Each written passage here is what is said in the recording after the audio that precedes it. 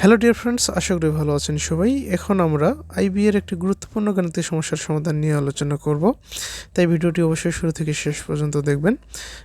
এখানে যে গাণিতিক সমস্যাটি দেওয়া রয়েছে, কি বলেছে, how many different committees of 3 members can be chosen out of 5 persons in a group. বলছে কি, একটি গ্রুপ বা একটি দলের 5 সদস্যের মধ্য হতে 3 জন ব্যক্তির বিভিন্ন কমিটি কিভাবে চুজেন বা পছন্দ করা যেতে পারে, সো ডেট যাতে one particular person is always chosen, যাতে একজন নির্দিষ্ট ব্যক্তিকে সবসময় কী করা হয়, পছন্দ করা হয়। চলুন আরেকবার পড়ে। এখানে বলছে যেটা, যে how many different committees of 3 members can be chosen out of 5 persons in a group. বলছে একটি গ্রুপে 5 জন ব্যক্তি রয়েছেন, তো 5 জন ব্যক্তির মধ্যে 3 জন ব্যক্তির বিভিন্ন ধরনের কমিটি কীভাবে চুজেন অর্থাৎ পছন্দ করা যেতে পারে, so that one particular person is always chosen, যেখানে একজন ব্যক্তিকে সবসময় পছন্দ করা হবে। অর্থাৎ এই যে গাণিতিক যে ভাষাটি, সেটা থেকে আমরা কি বুঝতে পারি, যে 5 জনের একটি দল রয়েছে, এই 5 জনের দল থেকে আমরা 3 জন ব্যক্তিকে, 3 জন ব্যক্তির বা 3 জনের কতগুলো কমিটি আমরা চুজেন বা পছন্দ করতে পারবো বা তৈরি করতে পারবো, সেটা আমাদেরকে নির্ণয় করতে হবে। এই যে পরে একটা কন্ডিশন দেওয়া রয়েছে, এই কন্ডিশনটা যদি না দেওয়া থাকতো, তাহলে আমরা এই 5 জন ব্যক্তি থেকে 3 জনের যে কমিটি আমরা তৈরি করতে পারবো বা চুজেন করতে পারবো, সেটার যে সূত্রটা হয়তো সেটা হয়তো কি 5C3। এখানে 5C3 মান বের করলেই কিন্তু আমাদের কাঙ্ক্ষিত রেজাল্টটি আমরা পেয়ে যেতাম। কিন্তু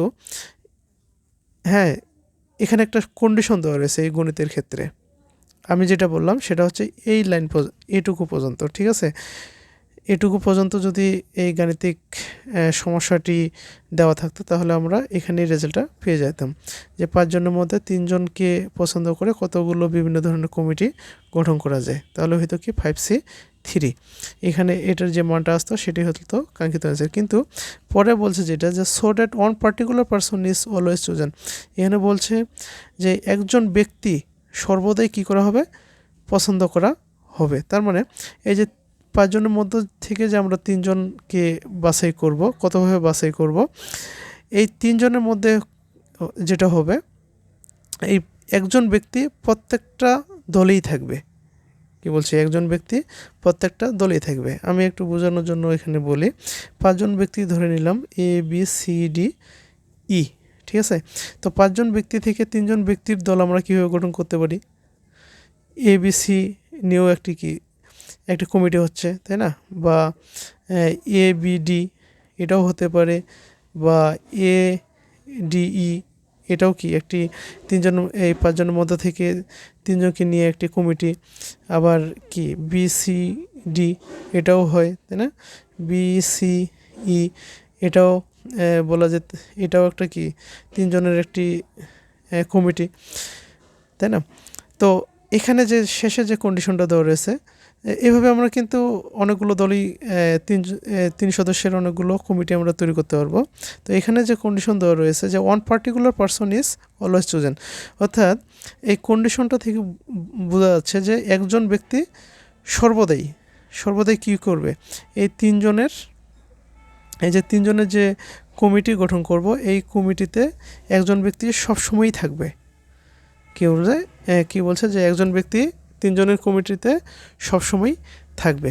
তো এখানে আমরা যেটা দেখতে পাচ্ছি, এখানে দেখেন, এখানে ABC, এটাতে ABD, এটা ADE, এটা BCD, এটা BCE, এখানে কিন্তু এলোমেলোভাবে দেওয়া রয়েছে, তাই না। তো আর এই যে পার্টিকুলার পারসনটি 5 জনের মধ্যে যে কেউ হতে পারে, তো আমরা ধরে নিলাম এই পার্টিকুলার পারসনটি A, যেহেতু যে কেউ হতে পারে, ঠিক আছে। এও হতে পারে, বি হতে পারে, সি হতে পারে, বা ডি হতে বা ইও হতে পারে। তাহলে এই কন্ডিশন অনুসারে এখানে যে আমরা কিছু যে কমিটি গঠন করেছি, তাহলে এই কন্ডিশন অনুসারে আমরা কোন কমিটিগুলোকে আমরা এই কোশ্চেনের অ্যান্সারের জন্য নিতে পারবো, এই কোশ্চেনের অ্যান্সারের জন্য নিতে পারবো আমরা এটাকে। কেননা যেহেতু আমরা এটাকে পার্টিকুলার পার্সন হিসেবে ধরেছি, তাহলে এখানে পার্টিকুলার পার্সন এ রয়েছে, এটাকেও আমরা এই কোশ্চেন অ্যান্সার হিসেবে ধরে নিতে পারবো, কেননা এখানে পার্টিকুলার পার্সনটি রয়েছে, এখানেও পার্টিকুলার পার্সনটি রয়েছে, কিন্তু এগুলোতে কি এ রয়েছে, এ নেই। তার মানে কি এই কোশ্চেনের অ্যান্সার অনুসারে এগুলো কিন্তু অ্যান্সার হতে পারবে না। তাহলে এখানে যেটা দাঁড়ায়, এই যে পাঁচজন ব্যক্তি থেকে আমরা তিনজন ব্যক্তিকে নেব, তার মধ্যে একজন ব্যক্তি কি হবে, সবসময় পছন্দ করা হবে। তার মানে কি ওই একজন ব্যক্তি ফিক্সড, সেই ব্যক্তিটা হলো এ। তাহলে এখানে যেহেতু একজন ব্যক্তি ফিক্সড, তাহলে এই যে বাকি যে দুইজন ব্যক্তি, এই দুইজন ব্যক্তি কী হবে, পরিবর্তনশীল, অর্থাৎ এরা চেঞ্জ হবে। যেমন এখানে বিসি, এখানে বিডি, এখানে ডিই, বা এমনটা হতে পারে হ্যাঁ এ বিই, তাই না, এমনটা হতে পারে, বা এ ডিসি, হ্যাঁ ডিসি হতে পারে, কেননা এখানেও কিন্তু এ রয়েছে, এখানেও এ রয়েছে, তাই না, বা এমনটা হতে পারে এ বিই, এমনটাও কি তিন সদস্যের একটি কি কমিটি হতে পারে, কেননা এখানেও এ রয়েছে, এখানেও এ রয়েছে, এখানেও রয়েছে। তাহলে আমরা এখানে দেখতে পাচ্ছি এ তো ফিক্সড প্রত্যেকটি কমিটিতেই, শুধুমাত্র কি এই যে বাকি দুইজন পরিবর্তনশীল।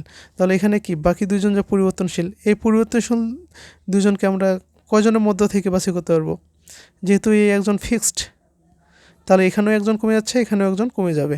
তার মানে এই চারজনের মধ্য থেকে আমরা বাকি দুজনকে সিলেক্ট করতে হবে। এখন চারজনের মধ্য থেকে বাকি দুজনকে আমরা কতভাবে বাছাই করতে পারবো, সেটাই হবে আমাদের কাঙ্ক্ষিত অ্যান্সার। তাহলে এই যে চারজনের মধ্য থেকে দুজনকে বাছাই করার যে সূত্র, সেটা হচ্ছে কি 4C2। কারণ আমরা পূর্বের ক্লাসে জেনেছিলাম যে n সংখ্যক বিভিন্ন জিনিস হতে প্রত্যেকবার r সংখ্যক জিনিস বাছাই করার যে সূত্র, সেটা হচ্ছে কি NCR। আর NCR সমান আমরা জেনেছিলাম n factorial divided r factorial into n minus r factorial. ঠিক আছে, এই সূত্রটাকেই এখন আমরা কাজে লাগাবো এখানে। তাহলে 4C2 সমান আমরা কি জানি, এখানে এই সূত্র অনুসারে এই 4 ফ্যাক্টোরিয়াল মনে রাখার জন্য আমি বলবো যে উপরে 4 রয়েছে, 4 ফ্যাক্টোরিয়াল, নিচে এখানে কি পাওয়ার ওভার 2, সি এর পাওয়ার ওভার 2, তো এখানে 2 ফ্যাক্টোরিয়াল ইন্টু 4 মাইনাস 2 ফ্যাক্টোরিয়াল। এখন আমরা ক্যালকুলেশন করলেই আমাদের কাঙ্ক্ষিত রেজাল্টটি পেয়ে যাব। 4 থেকে 2 বিয়োগ করলে কি হয়, 2 ফ্যাক্টোরিয়াল। আমরা এখানে 4 ফ্যাক্টোরিয়াল বলতে কি জানি, যে 1 থেকে 4 পর্যন্ত যতগুলো ধনাত্মক পূর্ণ সংখ্যা রয়েছে তাদের গুণফলটাই হচ্ছে কি 4 ফ্যাক্টোরিয়াল। তাহলে 4 ফ্যাক্টোরিয়াল সমান আমরা কি জানি, 4 ইন্টু 2 ইন্টু 3 ইন্টু 2 ইন্টু 1, তাই না, ডিভাইডেড 2 ফ্যাক্টোরিয়াল। তাহলে কি জানি আমরা, 2 ফ্যাক্টোরিয়াল বলতে 1 থেকে 2 পর্যন্ত যতগুলো ধনাত্মক পূর্ণ সংখ্যা রয়েছে তাদের গুণফলটা হচ্ছে 2 ফ্যাক্টোরিয়াল। আবার এখানে কি 2 ফ্যাক্টোরিয়াল বলতে কি 2 ইন্টু 1। এখন আমরা ক্যালকুলেশন করে 2 কেটে যায়, 4কে 2 দিয়ে ভাগ করলে কত ভাগফল হয় কি 2। তাহলে উপরে নিচে থাকলো কি 1 হ্যাঁ, আর উপরে থাকলো 2 ইন্টু 3, 2 ইন্টু 3 মানে 6, 4C2। তাহলে আমরা বলতে পারি এখানে যে আমাদের যে কাঙ্ক্ষিত অ্যান্সারটি, সেটা হলো কি, অপশন হলো সি। অর্থাৎ এই যে 5 জন ব্যক্তির একটি দল বা গ্রুপ হতে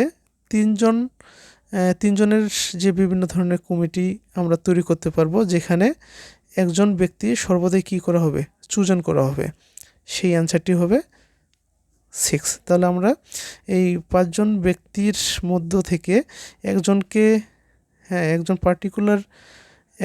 ব্যক্তিকে পার্টিকুলার পার্সন হিসেবে চুজন করে আমরা 6ভাবে 3 সদস্যের কমিটি তৈরি করতে পারবো। তো আশা করি বুঝতে পেরেছেন সবাই। বুঝতে না পারলে কমেন্টে জানাবেন, আবারও বুঝিয়ে দেওয়ার চেষ্টা করব। আর আমার এই ভিডিওগুলো যদি আপনাদের ভালো লেগে থাকে তাহলে অবশ্যই ফেসবুক থেকে বিবি মেধা একাডেমি ফেসবুক পেজটি ফলো করে রাখবেন, এবং ইউটিউবে বিবি মেধা একাডেমি ইউটিউব চ্যানেলটি সাবস্ক্রাইব করে দেবেন, লাইক কমেন্ট শেয়ার করবেন। আরও এরকম সুন্দর ভিডিও পেতে অবশ্যই বিবি মেধা একাডেমি ফেসবুক পেজ এবং বিবি মেধা একাডেমি ইউটিউব চ্যানেলের পাশে থাকবেন। আরেকটা কথা বলে রাখি, যারা ম্যাথে দুর্বল তাদের জন্যই বিবি মেধা একাডেমি পূর্ণাঙ্গভাবে বেসিক এবং শর্টকাট দুইভাবেই ম্যাথমেটিক্যাল প্রবলেমগুলো সলিউশন করে থাকে। তবে একটা কথা বলে রাখি, আপনারা অবশ্যই প্রথমে বেসিক যে নিয়ম সেটা শিখবেন, তারপর শর্টকাট শিখবেন। কেননা চাকরি পরীক্ষাতে কিন্তু একই রকম কোশ্চেন আসবে এমনটা বলা যাবে না, একটু চেঞ্জ করে দিতে পারে বা পরিবর্তন করে দিতে পারে। তাই আপনাদের প্রথমে বেসিক নিয়মটি জানা দরকার, তারপর আপনারা শর্টকাট শিখবেন। তো ধন্যবাদ সবাইকে, আবার দেখা হবে পরবর্তী ক্লাসে। ততক্ষণে ভালো থাকবেন সবাই। Thank you everyone.